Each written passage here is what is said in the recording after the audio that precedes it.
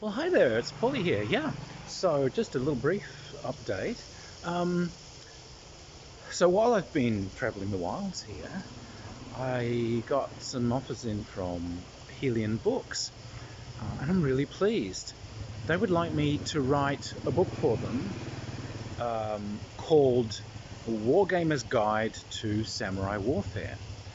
And I'm really excited. Like, for one thing, this is a major history book publisher, so they've asked me to come in as their expert on Japanese history, which, as a historian, is I just find that really, really affirming. It's like, hi, we recognise you as an expert in this field, which is fantastic. Um, but sort of spiritually, I love this because if you've paid attention to the reviews, you might remember that I got into gaming as like a 12-year-old kid when I got into libraries and I found these, Wargamers Guide to Histories and so on, done by people like Donald Featherstone, Charles Grant, and Phil Barker, and these sorts of things. And they just lit up my world and they sparked up my interest. But that is the road that led to me being an author. And that is the road that led to my love of games and the people that I know and love. They've all kind of sprung from that.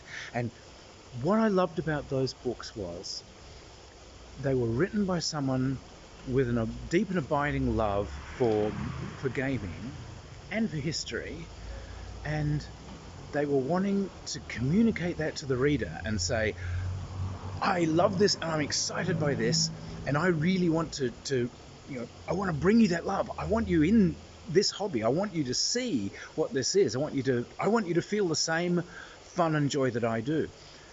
So to have the opportunity to kind of pass that torch on to another generation, I think that's a wonderful thing. So I've put in the book proposal for them, and they've come back to say this thing's going to be a real winner. We're going for it. So it looks like, for one thing, I have a sale, and with a major publisher. But the other thing is, I'll be able to sort of do sort of one of the new generation books that will hopefully keep this hobby going for further generations to come. So I'm going to approach this with that same sense of love that I saw in those other books. And rather than sort of just bring out dry facts and so on, because it's Japanese and because I do know this so intimately, the idea is to bring out the actual stories. You've got preserved stories of all these people. So while it's going to cover all of Japanese warfare, but that also means societal and technological and communal and philosophical changes that have gone on. So it'll probably cover about 200 AD to the Satsuma rebellions in the 19th century. We'll do the whole thing, but we'll cover ground that's not usually touched, because sort of the general kind of received knowledge about Japan is that somehow these Japanese guys were there and they've got their unending line of emperors and yada yada squeeze. So no, my friends. There were different waves of immigrants who each brought their own technologies, and then there were quite early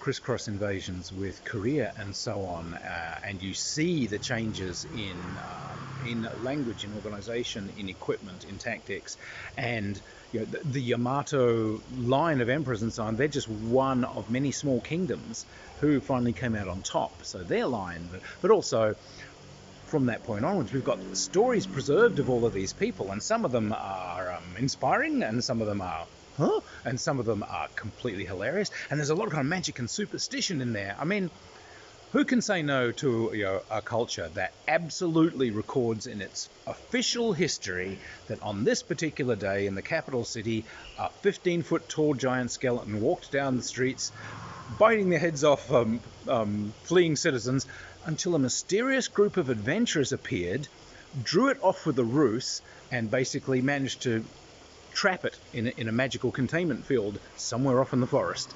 And there is a shrine at that point to this day, by the way. It's like, I think there's a couple of interesting little skirmish games right there. So it's going to be a hell of a project. I'm really looking forward to it.